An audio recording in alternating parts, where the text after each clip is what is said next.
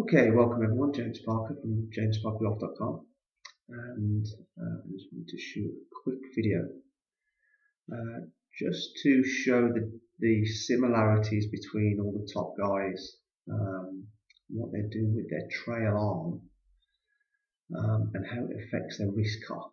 And I've got two of the best swings in the world, two of the best players in the world, Bubba and Justin Rose, and I've deliberately got these two guys up because I want to go from one extreme to the other. Obviously, Sean Foley coaches Justin Rose, and if you listen to anything the kind of stuff that Sean Foley talks about, he talks about the need for the club head to start the move, because the club head has to take the longest arc in the swing, so it makes sense for that to start moving first. I agree. I think that's the easiest way to do it. And also, when the club head starts moving first, you can see how Justin Rose's right arm, if we stop him, say there, at waist height, you can see how this right arm is pretty well folded already, and because of that, he's got a nice early kind of wrist set. Okay, so if we compare that to someone like Bubba, and we'll swap him round, we'll make it a bit easier. If we compare him to Bubba, you can see his hands are about in the same position, but this trail arm is a lot straighter, a lot more extended. So what you tend to find is the more this is extended, the less wrist cock starts to happen. Alright, so Bubba talks in his swing about getting very wide, getting wide and high to try and produce the most power. It obviously works. He's the biggest hitter on tour. So you look at how high his hands are at the top there compared to someone like Justin Rose, who's kept his right arm a little bit more sort of flexed as he goes to the, well, I mean, here's the thing, if you set your wrists earlier, so if this right arm folds earlier, right, you're going to have a little bit more sort of tuck underneath your right armpit. So as you get to the top, right, your hands aren't going to be as high now. As Bubba takes it away, you can see all that space underneath his trail arm here. So he basically loses his connection with his trail arm as he gets to the top. Now, he's still folded his right arm, and then as he starts down, right, he kind of reconnects that arm. Okay, the right arm's folded, as you can see. But what I want to talk about is just how much this right arm, the trail arm, has to extend coming down, right? Has to start unfolding. So there's his right arm. If we pull Justin Rose down about there, you can see how his right arm is still nicely folded, right?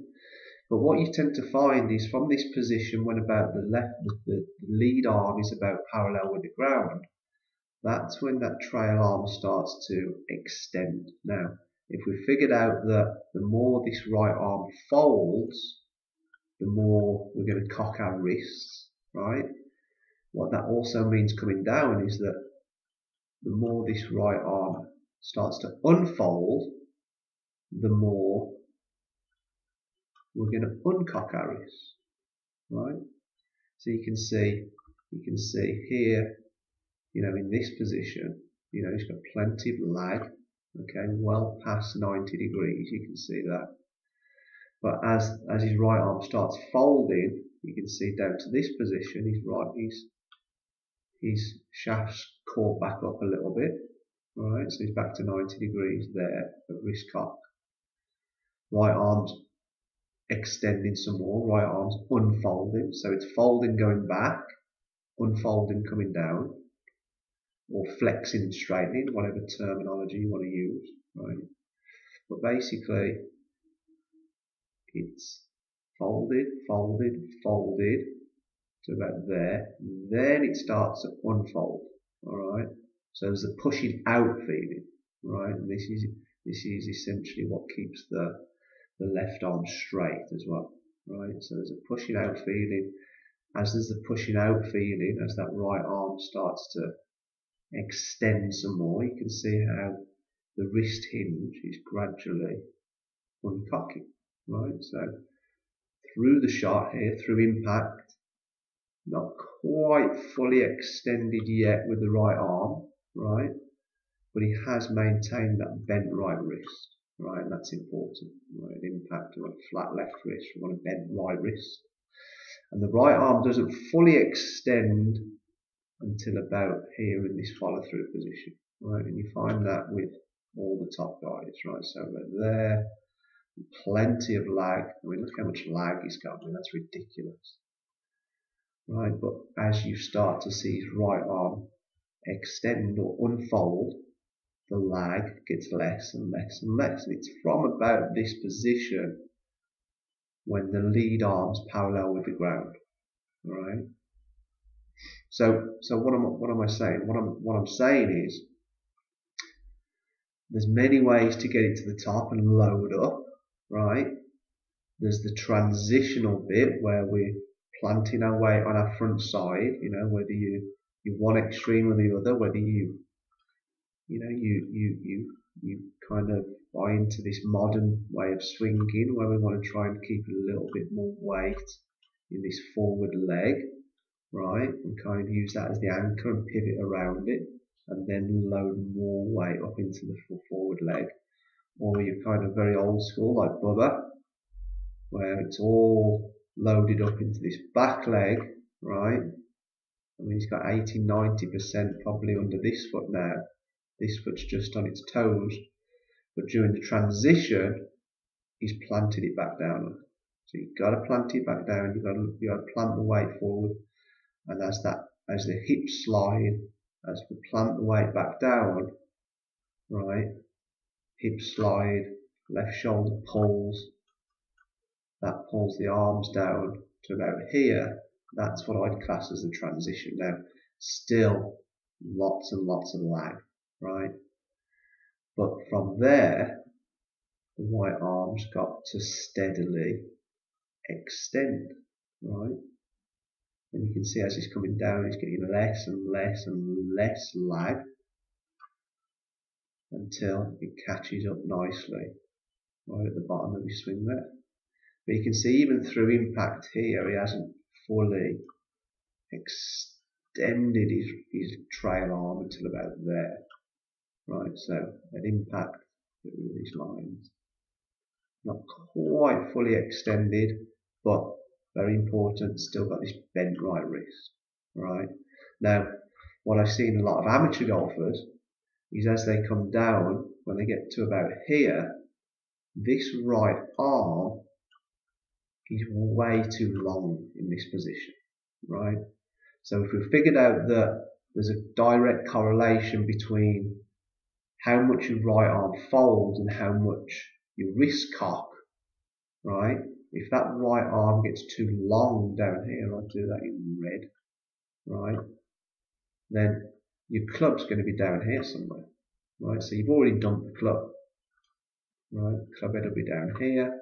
By the time you get to impact, by the time you get to impact, the shaft will be probably leaning away from the target a little bit instead of leaning towards the target. All right. So as a drill, if lag is the secret, we want to try and get up to the top. We want to try and keep the trail arm bent, kind of 90 degrees, right? Slide the hips at the start, right? Allow the left shoulder to pull, which then pulls the left arm down, which keeps the lag. And then from there, it's gradually starting to extend the right arm. And I think one of the big differences between pro swings and amateur swings is a lot of amateur swings from the very start there start to extend their right arm. So I think that's a really important bit of information, that during the transition from there to there, you can see how his right arm stays nice and flexed in that 90-degree position. Doesn't start fully extending until about here, when this lead arm's about parallel with the ground. And that way we can get to impact. It's still a little bit bent, which means we can keep this bent right wrist in the process, and the shaft will be leaning forward. Alright guys, I hope that makes sense. If you're watching this on my blog, please leave me a comment or ask a question. If you're watching on YouTube, click the link below the video. Come over to my blog, that's where most of the discussions take place. And also, if you'd like me to help you with golf swing, come over and see me at jamesparkergolf.com. And there's a whole array of online lessons and in-person lessons you can sink your teeth into. Alright guys, thanks very much. Speak to you soon.